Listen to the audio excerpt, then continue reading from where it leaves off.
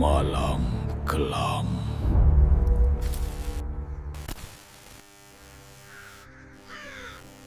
Rumah besar itu sekarang kosong. Raka menjual semua emasnya, semua tanahnya, semua mobilnya. Dia kembali ke Gunung Kawi. Orang-orang bilang, mereka sering melihat seorang pria duduk di lereng gunung sambil menangis dan menggali tanah dengan tangan.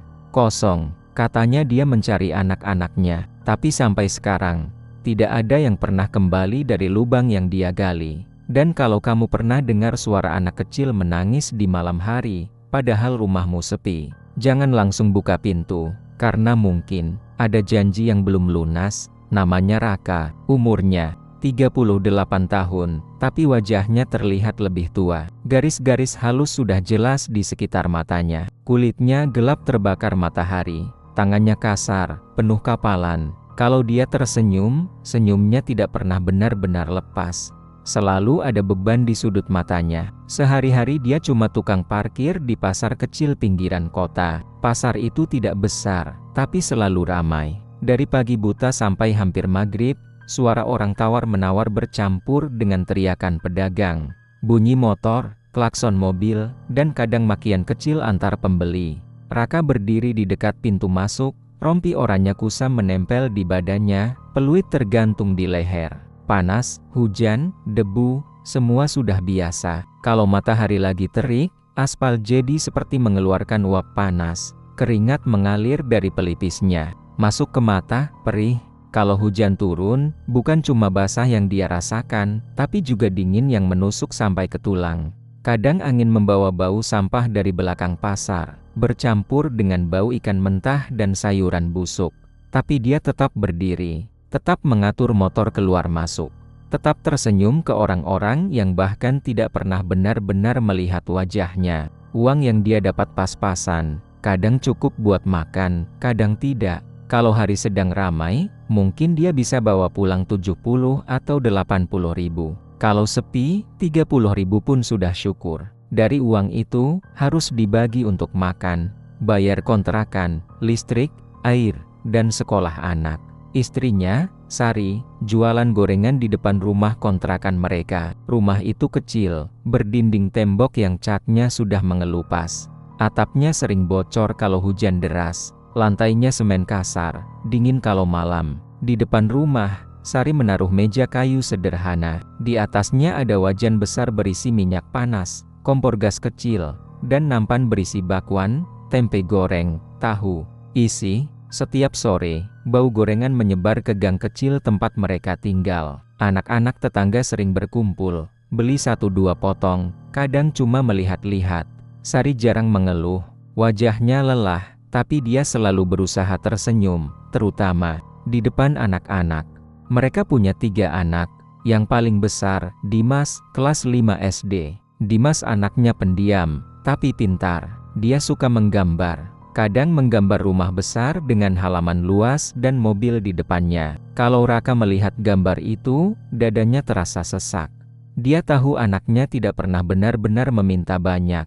Tapi dari gambar-gambar itu, Raka paham, Dimas menyimpan mimpi. Anak kedua, Lala, baru 7 tahun, cerewet, manja, suka menyanyi sendiri. Yang paling kecil, Bayu, masih 2 tahun, masih sering digendong, masih belum jelas bicaranya. Masalahnya cuma satu, utang warung. Sari sering ambil beras atau minyak dulu, bayar nanti kalau sudah ada uang. Utang koperasi. Dulu Raka pinjam buat biaya sekolah Dimas dan perbaiki atap bocor. Bunganya kecil, kata petugasnya, tapi kalau telat bayar, denda terus jalan. Utang tetangga, pinjam 100 ribu, 200 ribu, lama-lama menumpuk. Setiap awal bulan, Raka selalu merasa seperti berdiri di tengah jalan yang makin menyempit. Dari satu sisi datang tagihan, dari sisi lain kebutuhan rumah. Dia sering pura-pura sibuk kalau ada yang datang menagih.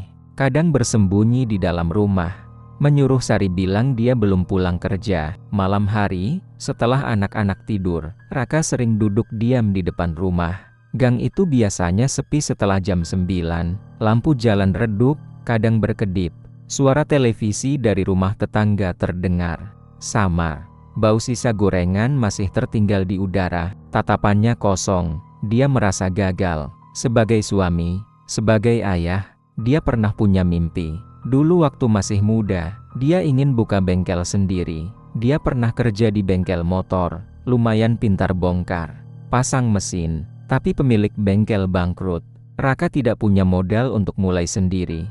Akhirnya dia ambil pekerjaan apa saja yang ada, sampai akhirnya jadi tukang parkir. Suatu hari di pasar, dia sempat melihat seorang pria yang dulu satu kampung dengannya. Dulu sama-sama susah, tapi sekarang pria itu datang naik mobil hitam mengilap, pakai jam besar di tangan. Orang-orang bilang dia sukses bisnis emas. Raka hanya menatap dari jauh.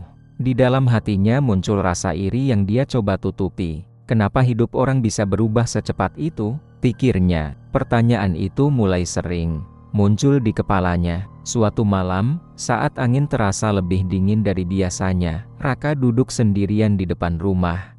Sari sudah masuk ke dalam, menidurkan Bayu. Dimas dan Lala sudah tidur lebih dulu. Lampu gang berkedip sekali, lalu stabil lagi. Raka menarik napas panjang.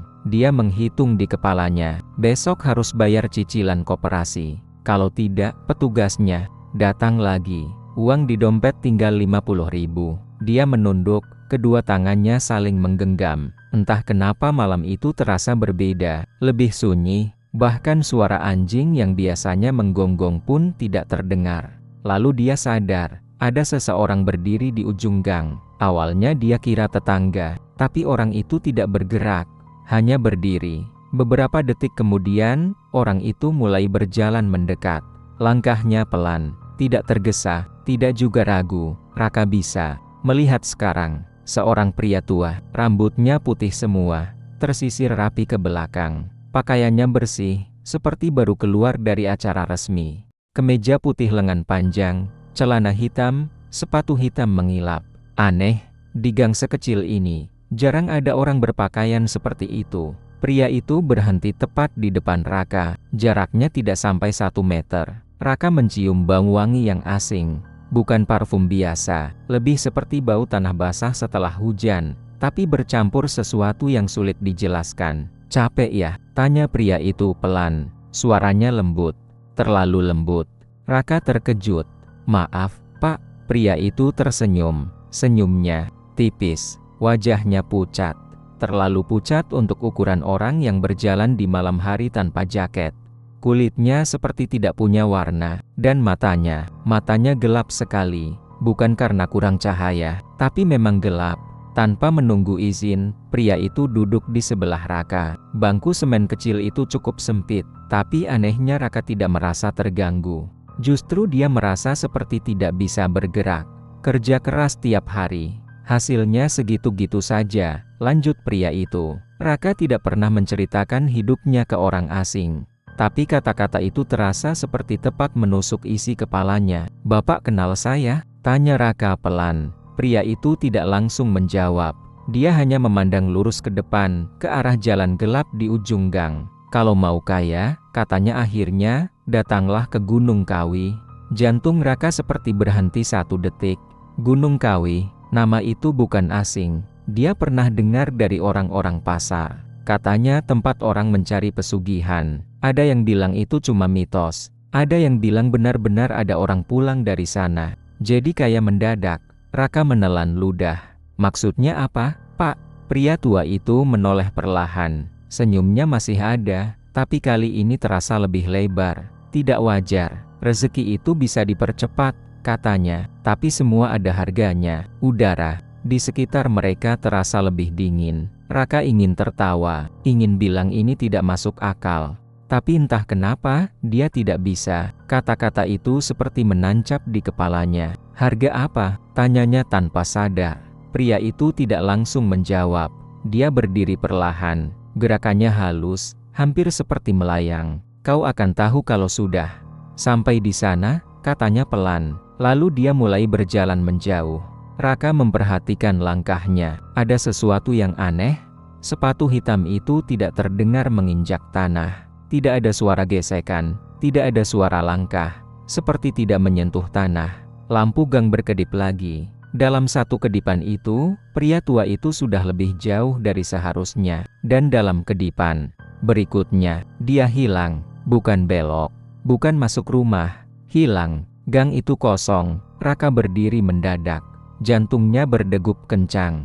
Dia berjalan ke ujung gang, melihat ke kanan dan kiri. Tidak ada siapa-siapa, hanya angin malam yang tiba-tiba berhembus pelan. Dari dalam rumah, terdengar Bayu menangis sebentar, lalu diam lagi. Raka kembali duduk, tapi kali ini tubuhnya gemetar. Bukan karena dingin. Gunung Kawi, kalau mau kaya, datanglah ke Gunung Kawi. Kalimat itu berulang-ulang di kepalanya. Malam itu dia tidak bisa tidur. Setiap kali memejamkan mata, dia melihat wajah pucat pria tua itu, melihat senyumnya, mendengar suaranya, dan entah kenapa, jauh di dalam hatinya, muncul sesuatu yang lebih menakutkan dari sosok tadi.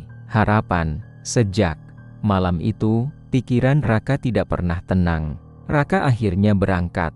Keputusan itu tidak dia ambil dalam satu malam. Selama hampir 2 minggu setelah pertemuannya dengan pria tua di depan rumah, dia hidup seperti orang yang setengah sadar. Tubuhnya tetap berdiri di pasar, tetap meniup peluit, tetap menerima uang parkir dengan senyum tipis. Tapi pikirannya jauh, terus memutar satu nama yang sama, Gunung Kawi. Dia mencoba melupakan. Sungguh, dia bilang pada dirinya sendiri itu cuma halusinasi karena lelah. Mungkin dia terlalu banyak pikiran. Tapi setiap malam, saat suasana gang mulai sepi, dia merasa seperti ada yang memperhatikan. Kadang, saat duduk sendiri, dia mencium lagi bau tanah basah bercampur wangi aneh itu. Dan yang paling mengganggu, mimpi-mimpinya. 3 malam berturut-turut, dia bermimpi berdiri di sebuah lereng berkabut.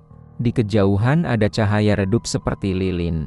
Dan ada suara yang memanggil namanya, pelan, berat, dalam. Raka. Dia selalu terbangun dengan napas terengah, dada berdebar kencang. Sampai akhirnya, satu pagi, setelah petugas koperasi datang lagi dan berbicara dengan nada tinggi di depan rumahnya, Raka merasa sesuatu di dalam dirinya patah.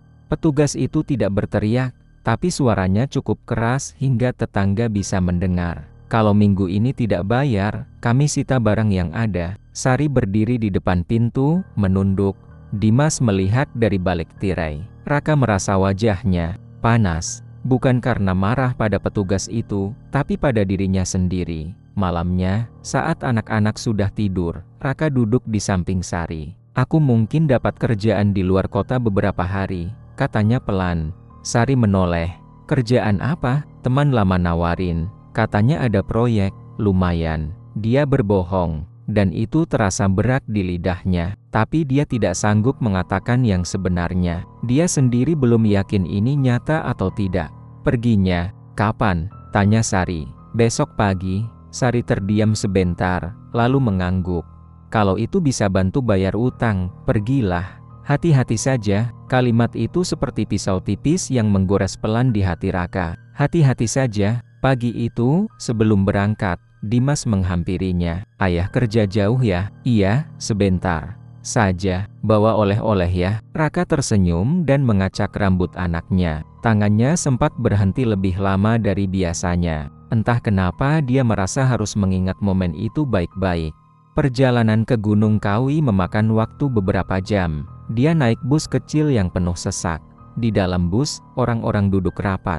Ada ibu-ibu membawa tas besar, ada bapak-bapak dengan koper tua, ada juga beberapa orang yang wajahnya terlihat serius dan pendiam. Raka tidak tahu apakah mereka punya tujuan yang sama. Sepanjang perjalanan, dia melihat sawah, hutan kecil, rumah-rumah yang makin jarang. Udara mulai terasa lebih sejuk saat bus mendekati daerah pegunungan. Saat turun, suasana langsung berbeda, lebih tenang, lebih sunyi. Gunung Kawi berdiri tidak terlalu tinggi, tapi entah kenapa terlihat berat, seperti memendam sesuatu. Di lereng Gunung Kawi, udara terasa berat, sunyi, bahkan suara serangga pun seperti tertahan. Tidak ada suara burung, tidak ada suara angin kencang, hanya desiran pelan yang hampir tidak terdengar. Beberapa warung kecil berdiri di dekat jalan masuk. Ada orang-orang yang menjual bunga, dupa, dan sesajen. Bau dupa sudah tercium bahkan sebelum Raka benar-benar masuk ke area dalam. Jantungnya berdebar lebih cepat. Dia hampir berbalik. Tapi bayangan wajah Sari saat ditagih hutang muncul di kepalanya. Bayangan Dimas yang berdiri di balik tirai. Kakinya melangkah lagi. Seorang pria tua menghampirinya. Rambutnya panjang sampai bahu, sebagian sudah putih. Pakaiannya sederhana, kain sarung dan baju longgar warna gelap.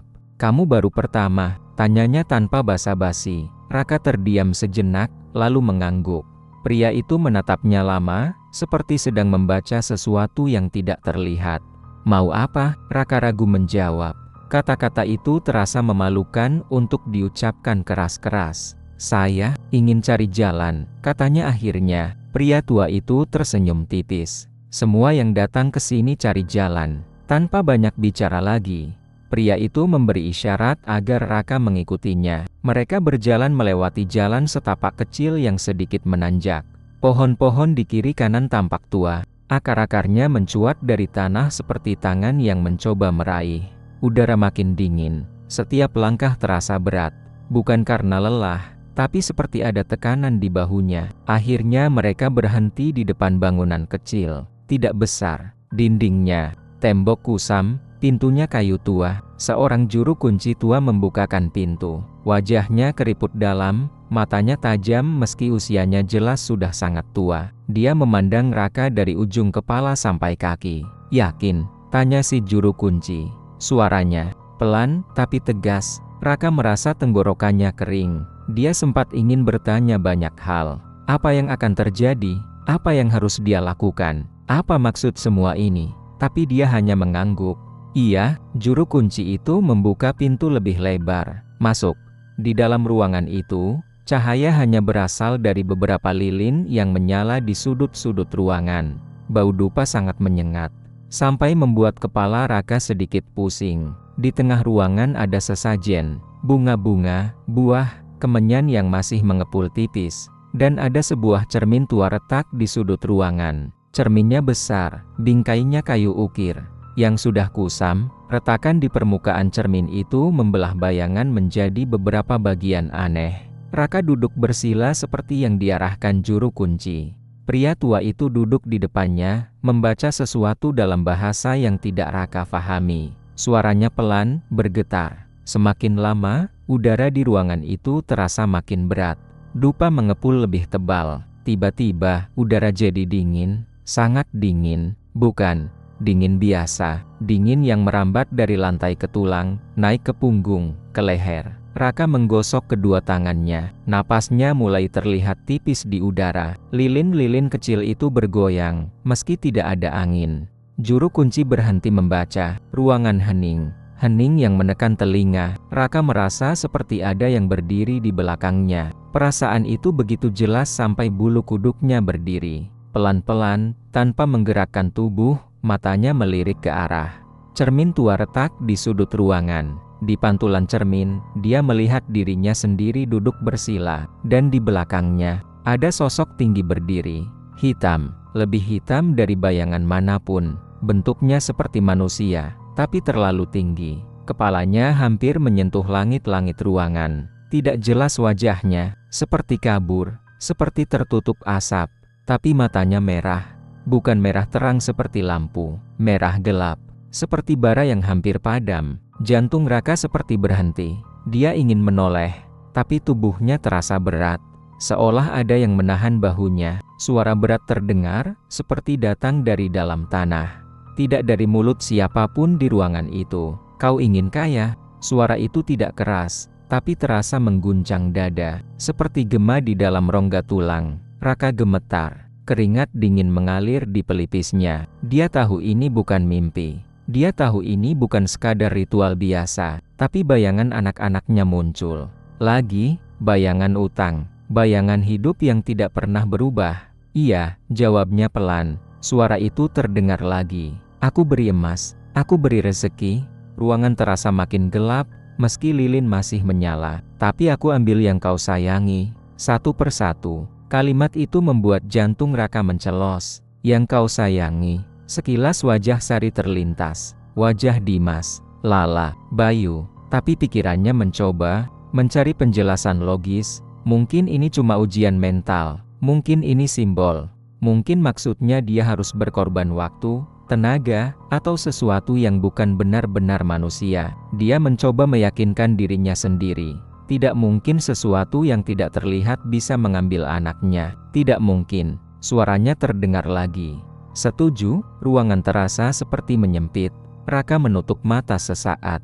Napasnya berat. Dalam hatinya ada pertempuran yang sangat keras. Kalau dia mundur sekarang, dia akan kembali jadi tukang parkir.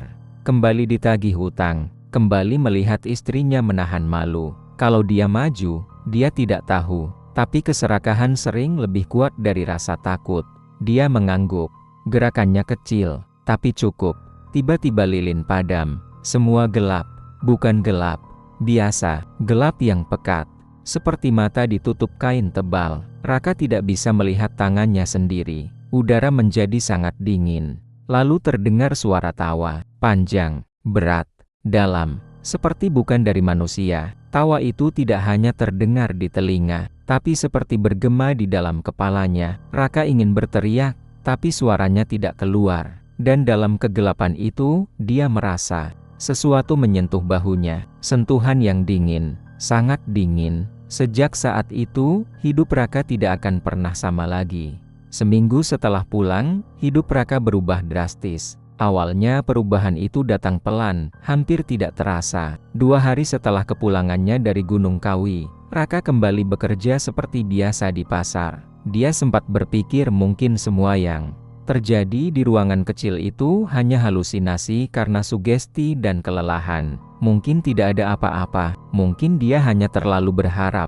Tapi pada hari ketiga, saat dia sedang berdiri mengatur motor di depan pasar, sebuah mobil berhenti tepat di depannya. Mobil itu bersih, mengilap, jelas bukan milik orang sembarangan. Kaca mobil turun perlahan. Seorang pria paruh baya memanggilnya. "Kamu Raka?" "Ya." Raka mengernyit. "Iya, Pak. Saya dapat nomor kamu dari teman lama. Katanya kamu dulu pernah kerja di bengkel dan cukup jujur." Raka kaget. Sudah lama sekali dia tidak bekerja di bengkel. Dia bahkan jarang membicarakan masa lalunya. "Saya butuh orang buat bantu di toko emas saya. Sekadar jaga dan bantu-bantu." "Mau?" Raka merasa jantungnya berdetak lebih cepat. "Toko emas? Kenapa saya, Pak?" Pria itu tersenyum tipis. "Saya percaya firasat." Kalimat itu terdengar biasa saja, tapi entah kenapa membuat tengkuk Raka merinding. Tanpa banyak pikir panjang, dia mengangguk. Keesokan harinya, Raka datang ke toko emas itu. Letaknya di pusat kota, lebih besar dari yang dia bayangkan. Etalase-etalase, kaca berisi kalung, cincin, gelang yang berkilau terkena cahaya lampu. Pemiliknya bernama Pak Surya. Orangnya tenang, berbicara pelan, tapi tatapannya tajam. Dia hanya memberi sedikit arahan, lalu membiarkan Raka belajar sendiri. Aneh, Raka cepat sekali mengerti. Dia seperti tahu bagaimana cara menilai emas, bagaimana berbicara dengan pelanggan, bagaimana membaca ekspresi orang yang ingin membeli atau menjual. Semua terasa mengalir. Seminggu kemudian, sesuatu yang lebih aneh terjadi. Pak Surya mendadak sakit. Katanya hanya pusing biasa, tapi dalam 2 hari kondisinya memburuk. Dia dirawat di rumah sakit. Sebelum dibawa ke rumah sakit, Pak Surya memanggil Raka. "Saya percaya kamu," katanya lemah. "Kalau terjadi apa-apa, kamu yang pegang toko ini sementara." Raka terdiam. "Tapi saya baru, Pak." Pak Surya hanya tersenyum tipis. "Kadang orang baru justru yang ditakdirkan." Kata ditakdirkan itu kembali membuat dada Raka terasa aneh. 3 hari setelah dirawat, Pak Surya meninggal. Keluarganya tinggal di luar kota. Mereka tidak ingin mengurus toko itu. Secara mengejutkan, dalam waktu singkat, mereka menawarkan pengalihan usaha itu pada Raka dengan harga yang sangat rendah. Bahkan bisa dicicil dari keuntungan toko. Raka tidak punya uang sebanyak itu. Tapi entah bagaimana, ada investor yang mendadak tertarik bekerja sama dengannya. Orang itu datang sendiri, menawarkan modal dengan syarat yang ringan. Semuanya terjadi terlalu cepat. Seperti pintu-pintu rezeki terbuka satu persatu tanpa dia harus mengetuknya. Dalam 2 bulan, toko emas itu bukan lagi sekadar tempat kerja. Itu menjadi miliknya. Lalu harga emas naik drastis, orang-orang berbondong-bondong membeli dan menjual. Keuntungan Raka melonjak. Dia mulai berani membeli tanah di pinggir kota yang harganya masih murah. 3 bulan kemudian, pemerintah mengumumkan proyek besar di wilayah itu. Tanah-tanah di sekitar lokasi proyek mendadak naik berkali lipat. Tanah yang dia beli murah berubah jadi emas kedua. Semua orang mulai membicarakan namanya. Raka itu hoki banget. Baru pegang toko, langsung sukses. Rezekinya deras. Dalam 6 bulan, Raka bukan lagi tukang parkir. Dia jadi juragan emas. Rumah kontrakan kecil itu ditinggalkan. Dia membeli rumah besar 2 lantai di perumahan elit. Catnya putih bersih. Pagar tinggi. Halaman depan luas. Mobilnya 2, 1 untuk dia, 1 untuk Sari. Sari awalnya tidak banyak bertanya. Dia senang, anak-anak punya kamar sendiri. Tidak perlu lagi menampung air hujan dari atap bocor. Tidak perlu lagi takut didatangi penagih. Dimas bisa sekolah di tempat yang lebih bagus. Lala punya sepeda baru. Bayu punya kamar penuh mainan. Semua orang heran. Tetangga lama sering datang bertamu. Wajah mereka campur antara kagum dan iri. Raka menikmati itu. Dia mulai memakai jam mahal. Baju-bajunya rapi. Rambutnya selalu disisir rapi. Cara bicaranya berubah. Lebih percaya diri. Tapi ada sesuatu yang tidak berubah. Mimpi-mimpinya. Sejak malam di Gunung Kawi, dia sering bermimpi berdiri di lereng berkabut itu. Tapi sekarang mimpinya lebih jelas. Dia melihat lubang besar di tanah. Dalam, gelap. Dan suara tawa itu kadang terdengar jauh di belakangnya. Dia selalu terbangun dengan napas berat. Namun setiap kali dia melihat saldo rekeningnya, setiap kali dia menghitung emas di tokonya, rasa takut itu seperti tertutup oleh rasa puas. Sampai suatu sore, semuanya mulai retak. Hari itu Dimas pulang sekolah seperti biasa. Dia makan, lalu bilang mau main ke rumah teman di kompleks sebelah. "Jangan pulang malam," kata Sari. "Iya, Bu," jawab Dimas. Sore berganti malam.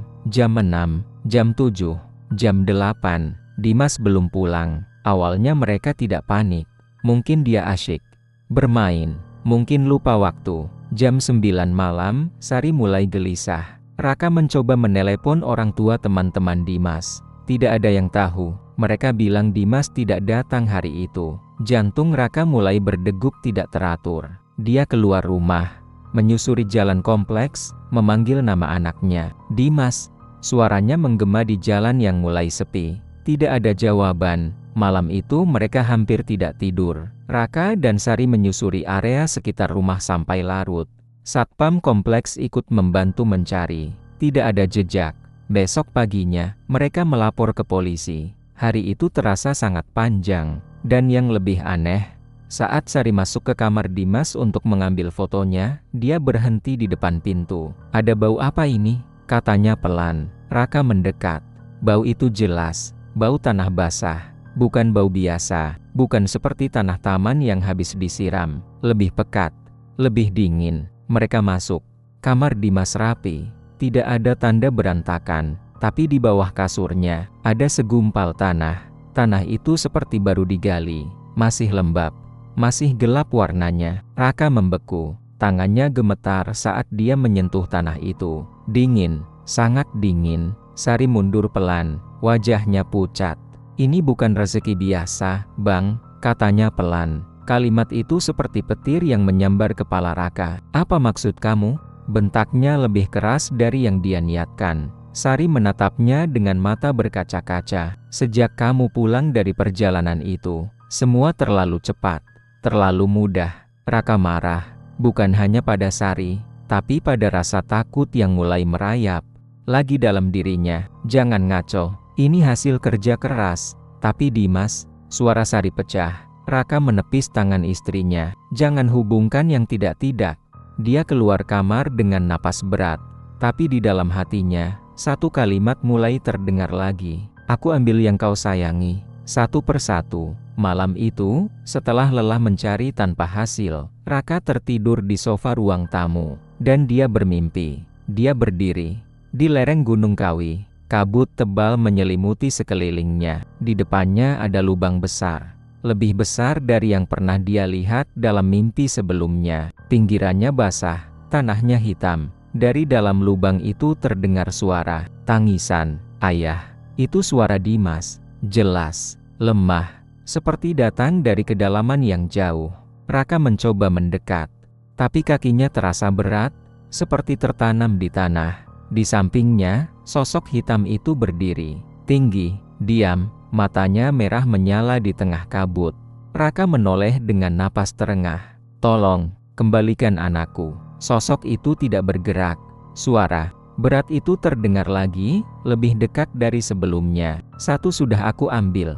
Lubang itu seperti makin dalam. Tangisan Dimas makin samar. Raka berteriak, tapi tidak ada suara keluar dari mulutnya. Dia terbangun dengan teriakan tercekat di tenggorokan. Keringat membasahi bajunya. Jam menunjukkan pukul 3 tepat. Dan dari arah kamar Dimas yang kosong, terdengar suara seperti tanah yang digesek pelan. 2 bulan berlalu sejak Dimas menghilang. Rumah besar yang dulu terasa seperti mimpi sekarang terasa terlalu luas, terlalu kosong. Setiap sudut seperti menyimpan gema suara yang tidak ada. Kamar Dimas tetap dibiarkan seperti terakhir kali mereka melihatnya. Kasur masih rapi, meja belajar masih penuh buku, tapi bau tanah basah itu kadang muncul lagi tanpa sebab, tipis, lalu hilang. Pencarian tidak pernah benar-benar berhenti, tapi harapan mulai menipis. Polisi bilang mungkin penculikan, mungkin kabur sendiri, mungkin ikut seseorang. Kata mungkin terdengar seperti ejekan di telinga Raka. Sari berubah, wajahnya makin pucat. Matanya sering sembab karena menangis diam-diam di kamar mandi agar Lala tidak melihat. Dia jadi lebih pendiam. Kalau bicara dengan Raka, suaranya pelan, seperti takut salah kata. Raka sendiri tenggelam dalam 2 dunia yang bertolak belakang. Siang hari dia tetap ke toko emas, tetap melayani pelanggan, tetap tersenyum. Bisnisnya malah makin ramai. Orang-orang bilang dia makin sukses. Investasinya berkembang. Ada kerjasama baru, ada proyek baru. Malam hari, dia duduk sendirian di ruang tamu besar, lampu redup, pikirannya berputar-putar pada satu hal yang sama. Lubang itu, suara Dimas dari dalam tanah, dan kalimat yang tidak pernah berhenti menggema. "Satu sudah aku ambil." Anak kedua mereka, Lala, awalnya tampak lebih kuat dari yang mereka kira. Dia beberapa kali bertanya tentang kakaknya, tapi tidak terlalu sering. Dia masih bermain, masih menonton kartun, masih tertawa. Sampai suatu sore, Sari mendengar Lala bicara sendiri di kamar. Sari mengira anaknya sedang bermain boneka, tapi saat dia berdiri di depan pintu, dia mendengar Lala berbicara seperti sedang menjawab seseorang. "Iya, Om, iya, aku nggak takut." Sari membuka pintu pelan. Lala duduk di lantai, menghadap pojok kamar. Tangannya memegang boneka kelinci. Tapi, tatapannya tidak ke boneka. Tatapannya ke sudut ruangan yang kosong. "Kamu ngomong sama siapa, Nak?" tanya Sari, mencoba terdengar santai. Lala menoleh pelan, wajahnya datar. "Sama Om Hitam." Jantung Sari seperti diremas. "Om Hitam siapa?" "Itu," Lala menunjuk ke pojok kamar yang tinggi. Dia bilang jangan cerita ke ayah. Sari merasakan lututnya lemas. Pojok kamar itu kosong, tidak ada apa-apa, hanya bayangan lemari dan tirai yang sedikit bergerak karena angin AC. "Sejak kapan ada Om Hitam?" Suara Sari bergetar. "Sudah lama," jawab Lala polos. "Sejak Kak Dimas pergi." Om Hitam bilang, "Kak Dimas lagi main di tempat jauh." Sari langsung memeluk anaknya erat. Tubuh Lala hangat, normal, nyata, tapi udara di kamar itu terasa lebih dingin dari biasanya. Malamnya, Sari menceritakan semuanya pada Raka. Raka langsung berdiri dari kursinya. "Jangan ajari anak ngomong aneh-aneh." "Aku nggak ajarin apa-apa." Sari hampir menangis. Dia ngomong sendiri. Raka menggeleng keras. "Dia cuma berimajinasi. Anak-anak memang begitu." Tapi suaranya terdengar lebih seperti dia sedang meyakinkan dirinya sendiri. Sejak hari itu, Lala sering menyebut Om Hitam.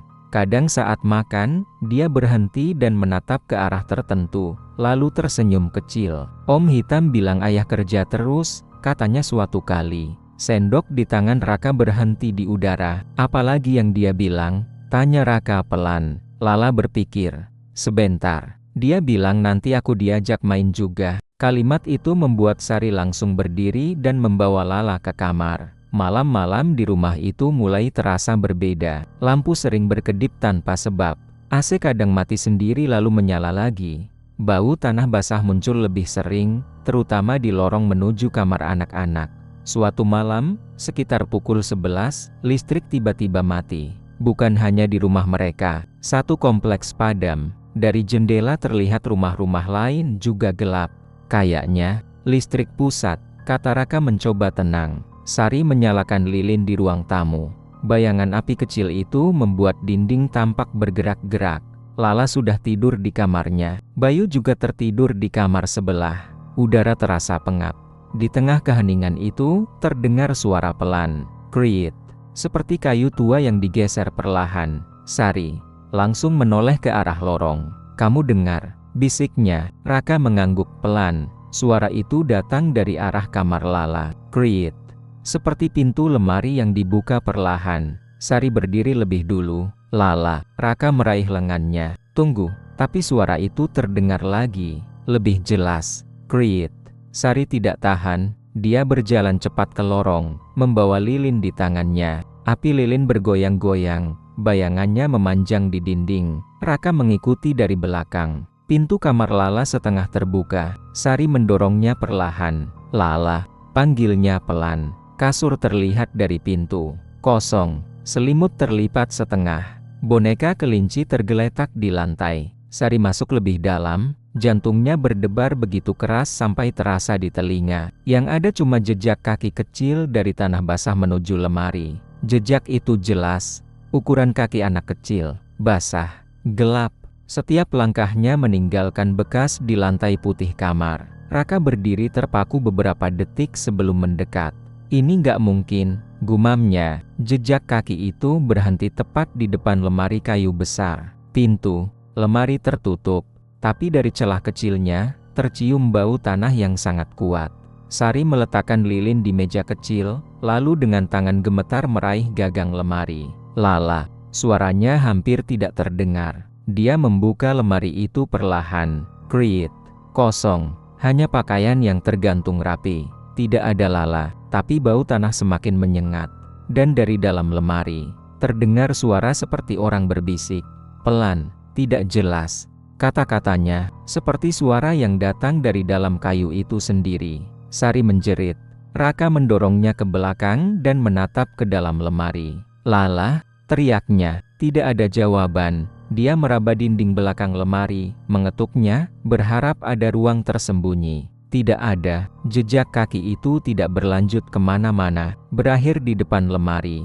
Seperti Lala masuk ke dalamnya, lalu hilang. Raka histeris. Dia membanting pintu lemari, menariknya lagi, membongkar isi pakaian, menjatuhkan semuanya ke lantai. Ini nggak mungkin, ini nggak mungkin, teriaknya. Sari terduduk di lantai, menangis tanpa suara. Di tengah kepanikan itu, lampu tiba-tiba menyala kembali. Listrik kembali. Cahaya terang memenuhi kamar. Tapi Lala tetap tidak ada. Jejak kaki tanah itu masih jelas. Bau tanah masih kuat.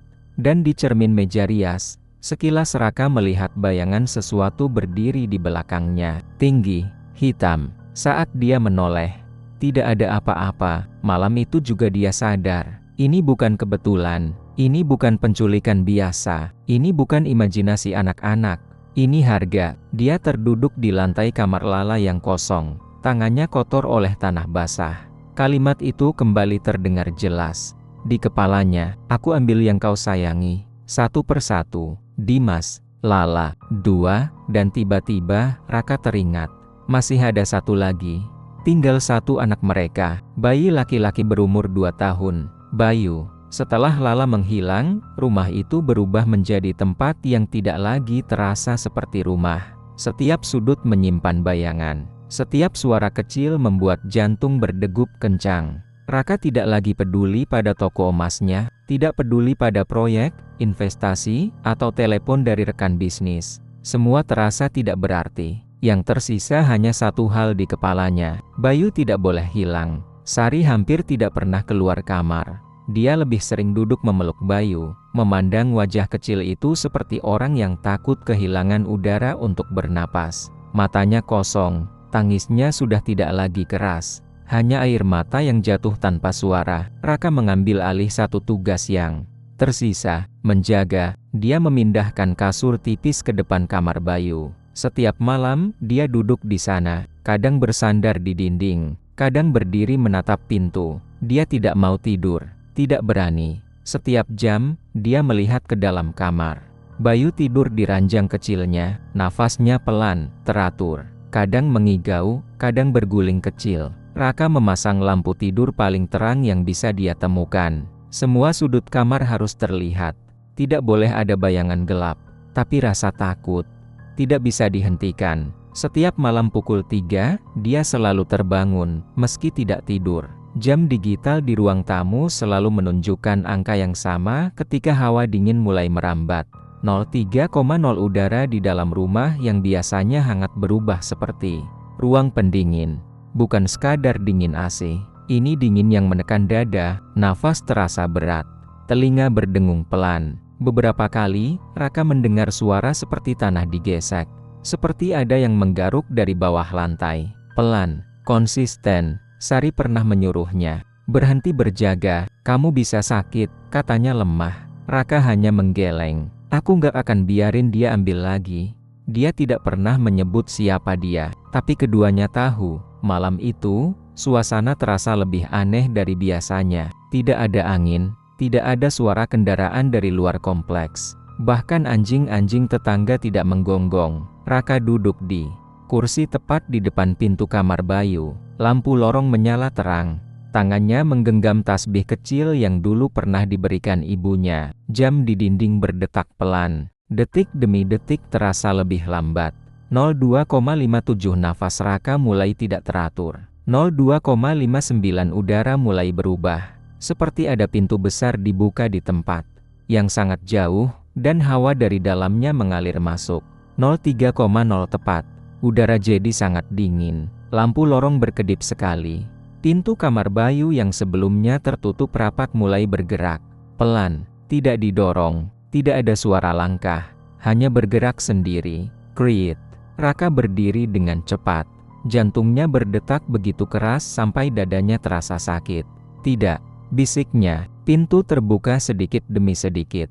Lampu di dalam kamar Bayu masih menyala, dan di ambang pintu, bayangan mulai memanjang. Lebih tinggi dari pintu itu sendiri. Raka melangkah masuk, dan dia melihatnya. Sosok hitam itu berdiri di samping ranjang Bayu. Tinggi, lebih tinggi dari yang pernah dia lihat dalam mimpi. Tubuhnya seperti tersusun dari asap pekat, tapi bentuknya jelas. Bahunya lebar, lengannya panjang sampai hampir menyentuh lantai. Matanya merah, bukan lagi seperti bara redup, tapi menyala. Tangannya panjang, kukunya seperti akar pohon tua yang runcing dan kering. Bergerak pelan, seperti hidup. Bayu masih tertidur, tidak menangis, tidak bergerak, seolah tidak menyadari apapun. "Aku datang menagih." Suara itu tidak keluar dari mulut sosok itu. Tidak ada mulut yang jelas terlihat. Suara itu seperti muncul di seluruh ruangan, dari dinding, dari lantai, dari dada Raka sendiri. Raka merasa lututnya hampir lemas. "Tidak, jangan." Suaranya pecah. Sosok itu tidak bergerak, hanya menatapnya. "Kau sudah tahu." Raka maju satu langkah. "Ambil semua hartaku, ambil tokoku, ambil emasnya, ambil rumah ini." Tangannya gemetar, air mata mengalir tanpa dia sadari. "Aku nggak mau kaya lagi, aku nggak mau apa-apa, kembalikan anak-anakku." Sosok itu mengangkat satu tangan panjangnya. Kuku-kuku seperti akar itu berkilat di bawah cahaya lampu. Lalu terdengar tawa, panjang, berat, menggetarkan kaca jendela. "Kau sudah bayar dengan janji, bukan dengan harta." Kalimat itu menghantam Raka seperti batu besar. Janji. Dia teringat malam di ruangan kecil itu. Saat dia mengangguk, saat dia berpikir itu hanya simbol. Lampu kamar mulai berkedip. Sekali, dua kali, tiga kali. Bayu mulai bergerak pelan. Matanya sedikit terbuka, tapi tidak menangis. Hanya menatap kosong ke arah langit-langit. "Bayu." Raka mencoba berlari ke ranjang. tapi tubuhnya terasa berat. Seperti ada tangan tak terlihat yang menahan dadanya. Sosok hitam itu membungkuk perlahan ke arah Bayu. Tangannya terulur. Kuku-kuku itu hampir menyentuh wajah kecil anaknya. Raka menjerit. "Tolong!" Lampu padam sesaat. Gelap total. Dalam kegelapan itu, Raka mendengar suara seperti tanah digali cepat. Seperti banyak tangan mencakar tanah basah. Lampu menyala kembali. Ranjang itu kosong. Bayu hilang. Tidak ada tubuh kecil itu. Tidak ada selimut yang berantakan. Hanya tanah basah di atas kasur. Segumpal besar, lembab, dingin. Raka terjatuh ke lantai. Lututnya menghantam ubin keras. Dia merangkak ke ranjang, menyentuh tanah itu dengan tangan gemetar. Dingin, sangat dingin. "Bayu, Bayu." Suaranya tidak lagi terdengar seperti suara manusia dewasa, lebih seperti bisikan orang yang kehabisan jiwa. Sari berlari masuk. Dari kamar sebelah, wajahnya panik. Apa yang terjadi? Raka hanya bisa menunjuk ranjang. Sari melihat tanah itu, dan dia tahu, tidak ada jeritan kali ini. Tidak ada tangis keras, hanya suara tubuh yang jatuh ke lantai. Raka memeluk tanah. Basah itu seperti memeluk anaknya sendiri. Tangannya kotor, bajunya kotor, tapi dia tidak peduli. Di sudut kamar, untuk sepersekian detik, dia melihat bayangan tinggi itu berdiri, diam, mengawasi, lalu perlahan menghilang ke dalam dinding. Lampu kembali stabil, udara kembali normal, tapi rumah itu tidak pernah benar-benar hangat lagi. Malam itu, Raka duduk sendirian di kamar kosong, dikelilingi bau tanah. Dia akhirnya mengerti sepenuhnya, tidak ada yang bisa ditukar, tidak ada yang bisa dibatalkan. Harga sudah ditentukan sejak dia mengangguk di Gunung Kawi. Dan sekarang, tidak ada lagi yang tersisa untuk diambil, kecuali dirinya sendiri.